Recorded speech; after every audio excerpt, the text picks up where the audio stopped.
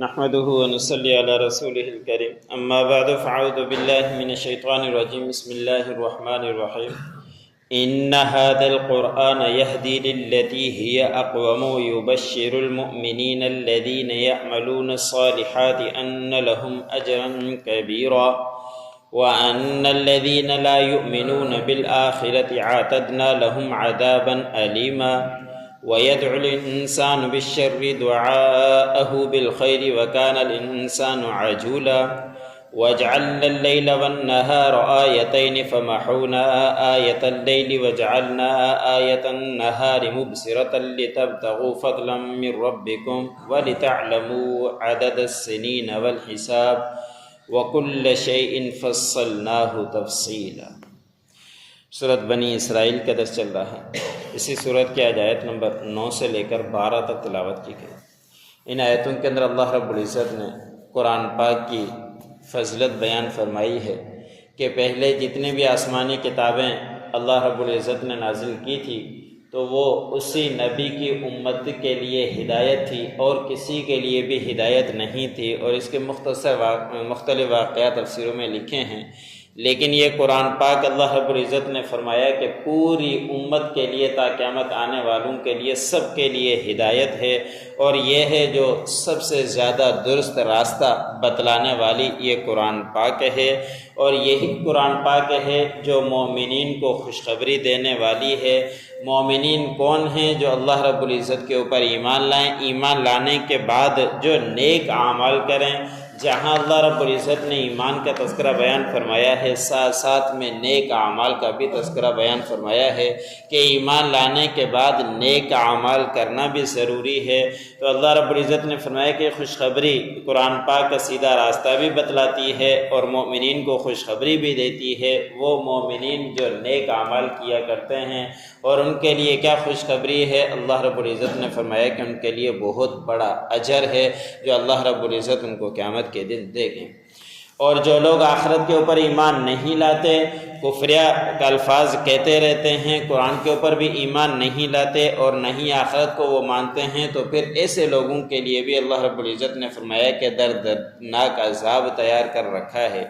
یہی قرآن پاک کی پہچان ہے کہ خوشخبری دیتا ہے قرآن پاک ان لوگوں کو جو ایمان لے کر آئے، نیک اعمال کیے، اور جو برے اعمال کیا کرتا ہے ان کے لیے دردناک عذاب کا تذکرہ اللہ رب العزت قرآن پاک کے ذریعے بتلاتے ہیں۔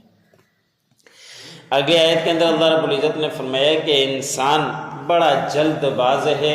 جس طرح وہ دعا کرتا ہے بھلائی کی، اسی طرح وہ کبھی دعا کر دیتا ہے برائی کی بھی، اپنے اوپر برائی بھی چاہتا ہے۔ اس کی مثالیں خود قرآن پاک کے اندر موجود ہے کہ آپ صلی اللہ علیہ وسلم کافروں کو سمجھاتے کہ راہ راست پر آ جاؤ، ایسے نہ ہو کہ تمہارے اوپر عذاب آ جائے۔ سورۃ انفال کے اندر آتا ہے کہ پھر کافر لوگ کہا کرتے کہ اگر آپ سچے رسول ہو تو ہم آپ کو نہیں مانتے، اگر آپ سچے ہو تو آسمان سے پتھر برسا دو۔ اس طرح کے الفاظ وہ بک دیا کرتے تھے۔ تو اللہ رب العزت نے فرمایا کہ انسان بڑا ہی جلد باز ہے، وہ بھلائی کی بھی دعا مانگ رہا ہوتا ہے اور ساتھ ساتھ میں اپنے اوپر مصیبتیں بھی مانگ رہا ہوتا ہے۔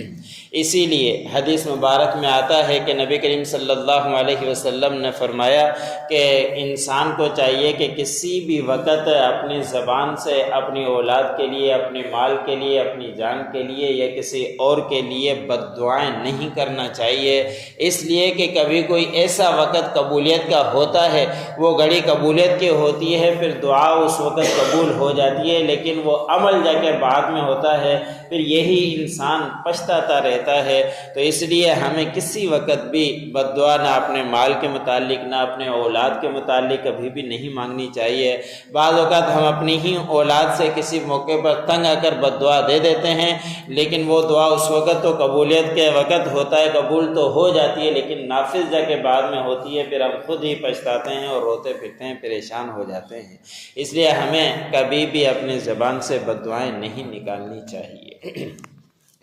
اگلی آیت کے اندر اللہ رب العزت نے فرمایا کہ ہم نے رات کو اور دن کو دو نشانیاں بنائی ہیں کہ ایک یہ کہ جب رات کی نشانی ہم ختم کر دیتے ہیں تو پھر ہم دن کی نشانی لے کر آ جاتے ہیں، اور یہ دن کی نشانی دیکھنے کے لیے اور چمکدار ہے تاکہ تم اس میں اپنے پروردگار کا فضل تلاش کرو، پروردگار کے دن کے اندر روزی تلاش کرو، اور دن کے وقت چلو پھرو سارے کام انجام دو، رات کے وقت تم آرام اختیار کرو۔ اگر اللہ رب العزت رات ہی رات بنا دیتے تو بھی انسان کے لیے زندگی گزارنا مشکل، اگر دن ہی دن بنا دیتے تو بھی انسان کے لیے زندگی گزارنا مشکل ہو جاتی۔ یہ اللہ رب العزت کا نظام ہے، کسی کے اندر بھی اختیار نہیں ہے، بھلے پوری دنیا کی بادشاہت بھی اس کو مل جائے لیکن وہ یہ کام نہیں کر سکتا کہ رات روک لے یا دن روک لے۔ یہ اللہ رب العزت کا نظام ہے، کبھی دن چھوٹا ہو جاتا ہے، کبھی رات بڑی ہو جاتی ہے، کہیں دن ہے کہیں رات ہے، یہ سارا نظام اللہ رب العزت کی ذات ہی چلانے والی ہے، اور اس کے اندر بہت ہی بڑی نشانیاں ہیں جو اللہ رب العزت نے بیان فرمائی ہے۔ ایسے ہی ان کی نشانیوں سے متعلق اللہ رب العزت نے فرمایا کہ اس میں گنتی کا حساب ہے، سالوں کا بھی اور دنوں کا بھی، سارا حساب تم اس کے اندر رکھتے ہو۔ چاند تبدیل ہوتا رہتا ہے تو مہینے کی تبدیلیاں ہو رہی ہے، تو یہ شعبان کا مہینہ چل رہا ہے، ابھی رمضان کا مہینہ آنے والا ہے، اور سالوں کا حساب اسی سے پتہ چلتا ہے کہ اس کی عمر کتنی ہے، اور کسی کو اگر حساب پیسے دینے ہیں تو اس کے اندر بھی ہم مدت رکھ دیتے ہیں، 3 مہینے کے بعد دوں گا، 6 مہینے کے بعد دوں گا، تو اس میں بہت ساری گنتیاں اللہ رب العزت نے رکھی ہے۔ بعض متفسروں کے اندر ایک واقعہ لکھا ہے کہ ایک شخص نے خواب دیکھا، اور خواب کے اندر یہ دیکھا کہ میرے پیچھے شیر بھاگا ہوا آ رہا ہے، اور وہ بڑا پریشان ہوا کہ شیر میرے پیچھے، اب میں کیا کروں؟ اور اس کے بعد وہ بھاگتے بھاگتے آگے ایک جگہ دیکھی کہ کنواں ہے، کہا سوچا کہ اس کے اندر میں داخل ہو جاؤں، اس کے اوپر 2 ٹہنیاں تھی، اور اس کو پکڑ کر اس کے اندر داخل ہو گیا کہ شیر جیسے ہی چلا جائے گا تو میں یہاں سے نکل جاؤں گا۔ تھوڑی دیر کے بعد ہی نیچے دیکھا کہ کھڈے کے اندر ایک بڑا اژدہا ہے۔ اب یہ اور زیادہ پریشان ہو گیا کہ پیچھے شیر، نیچے اژدہا، اور ٹہنیوں کو پکڑا ہوا، یہ ٹوٹ گئی تو میری خیر نہیں۔ پھر ٹہنیوں کی طرف دیکھا کہ ایک کالی ٹہنی ہے، ایک ٹہنی کو سفید ہے جس کو کوہ کوئی کاٹ رہا ہے، اور دوسری ٹہنی کو کالا کوہ کوئی کاٹ رہا ہے، اور یہ بڑا پریشان ہوا۔ پریشان ہوتے اس کی آنکھ کھل گئی۔ اس نے جا کے معبر سے جا کے اس کی تعبیر پوچھی کہ اس کی تعبیر کیا ہے، تو اس معبر نے کہا کہ پیچھے جو آپ کے شیر آپ کو لگا یہ ملک الموت ہے، فرشتہ ہے، آپ کے پیچھے ہر وقت لگا ہوا ہے، اور جو آپ گڑھے کے اندر گئے وہ قبر ہے جس کے اندر ہر کسی کو جانا ہی ہے، اور جو ٹہنیاں آپ نے پکڑی ہوئی ہے، ایک سفید کاٹ رہا ہے، ایک کالا کوہ جو کاٹ رہا ہے، اس سے دن اور رات ہے، تیرے دن اور رات اسی طرح کٹ رہے ہیں، اور ملک الموت پیچھے ہی ہے تیرے، اور ایک دن آنے والا ہے، تجھے اسی قبر کے اندر ہی جانا ہے۔ تو زندگی کی ایک مثال دی کہ دن اور رات کی، کہ دن اور رات یہ ہمارے زندگی کو کاٹ رہے ہیں، ایک دن ہمیں قبر کے اندر ہی جانا ہے، اور کسی کو کوئی پتہ نہیں کہ کسی وقت بھی موت آ سکتی ہے۔ آخر میں اللہ رب العزت نے فرمایا کہ ہر چیز کو ہم نے تفصیل کے ساتھ بیان کر دیا، تفصیل کے ساتھ بیان کر۔